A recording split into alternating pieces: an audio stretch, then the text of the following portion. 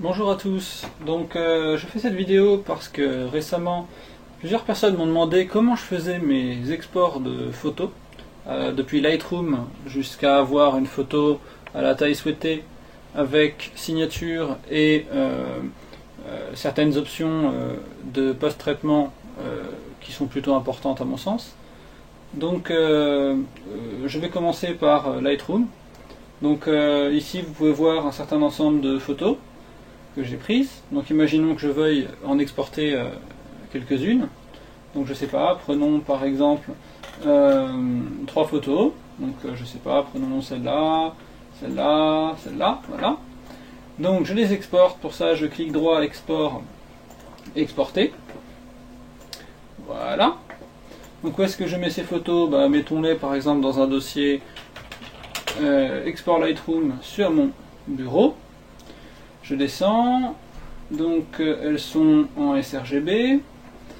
Taille maximale, je définis une taille ni trop petite ni trop grosse, ce qui me permettra de travailler tranquillement sans que ça soit trop long, mais en même temps qu'il puisse être affiché en fond d'écran par exemple pour la plupart des gens.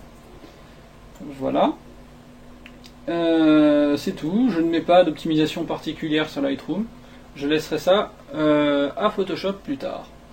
Donc j'exporte. On voit qu'il exporte les photos. Et de 2. Donc maintenant passons à la partie Photoshop. Donc je referme Lightroom. Hop, voici Photoshop. Donc pour commencer, on va créer donc un script, ici Action, puisque mon Photoshop est en anglais. Un script qui va regrouper toutes les actions à appliquer pour toutes les images.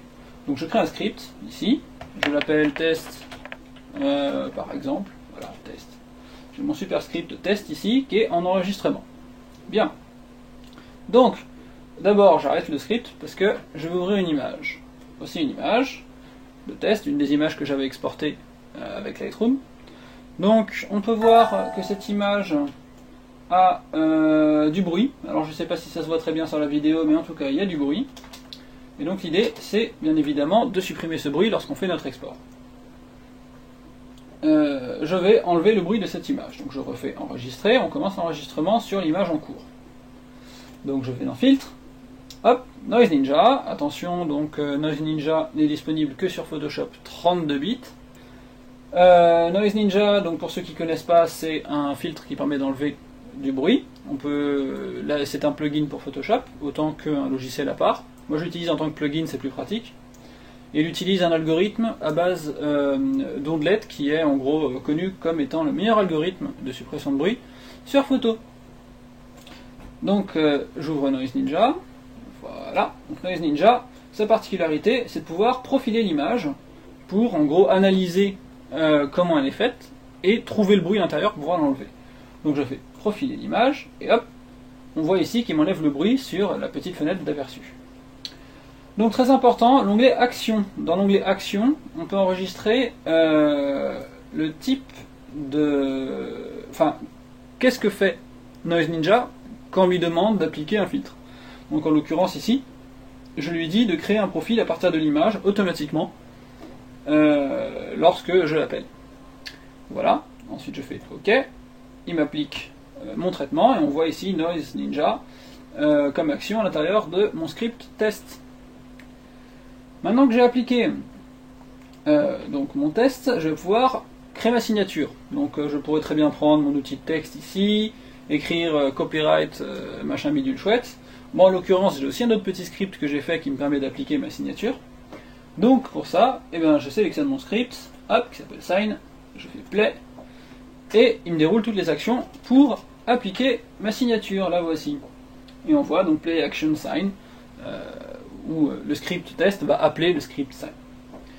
Une fois que ceci est fait, donc je sélectionne le background, très important, parce que sur ce background, je vais appliquer le filtre Sharpen.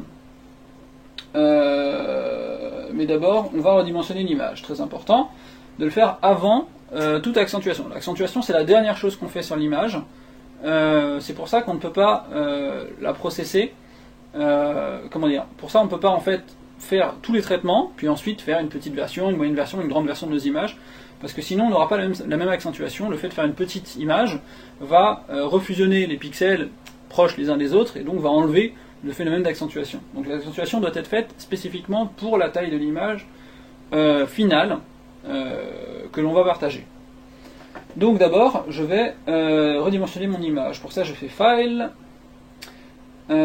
Automate, Fit Image, qui est donc un redimensionnement sur les coordonnées maximales. Par exemple, je veux que mon image fasse 600 pixels par 600 pixels au maximum.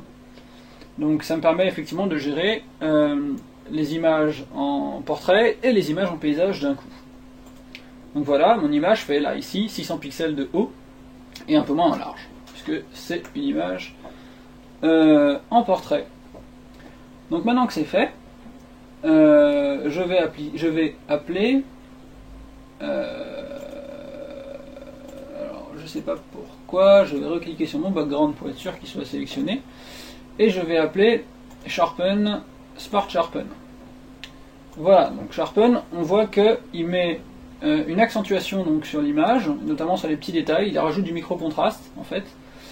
Et le meilleur paramètre selon moi à appliquer sur des images relativement moyennes et petites, à savoir moins que 1500 pixels de haut et de large, c'est un rayon de 0,2 pixels. Voilà, je fais OK, hop, il applique l'accentuation sur mon image. Et une fois que c'est fait, je vais pouvoir enregistrer. Donc pour ça, hop, on fait enregistrer sous, JPG 90, c'est très bien, save, hop, je le mets, ça c'était un reste de mon dossier out, donc je mets dans un dossier out, très important, je ne supprime pas le nom, je ne change pas le nom de l'image, parce qu'il va s'en référer pour toujours enregistrer les images dans le dossier out, et non pas demander à chaque image. Donc j'enregistre à cet endroit-là, on voit qu'il a mis export, et enfin je ferme l'image dans Photoshop, je n'enregistre surtout pas les modifications, close, j'arrête mon script, et voilà, donc maintenant je vais pouvoir faire un processing sur toutes les images. Donc pour ça je fais Automate Batch, là je dis appelle-moi le script test à l'intérieur du dossier New Science. Je ne sais pas pourquoi je l'ai appelé New Science, c'est un peu bête, mais c'est pas grave. En source, donc je lui dis de prendre les images sources dans le dossier que je lui spécifie. Ici, sur mon bureau, export LR, ce qui était le dossier qu'on avait choisi juste avant dans Lightroom, pour exporter les images. Et donc, ce qu'il va faire, c'est qu'il va prendre une à une les images du dossier export LR, appliquer l'action test qui, on a vu à la fin, enregistrait le résultat dans le dossier out. Donc voilà, ok, il applique tout ça, hop, il enregistre. Deuxième image, il fait pareil, et il enregistre. Troisième image, il fait pareil, et il enregistre. Donc maintenant, si je vais dans mon dossier out, ici, on peut voir le résultat de mon export avec donc toutes les photos, la signature, redimensionnée comme il faut, et bien évidemment avec moins de bruit et l'accentuation qui donne en fait cet effet un petit peu de piqué sur les images exportées. Voilà, donc c'est la fin de ce tutoriel. Si vous avez des remarques, des choses pas claires, des questions, n'hésitez pas à m'en faire part. Et puis, eh bien, bon photoshopping, à bientôt.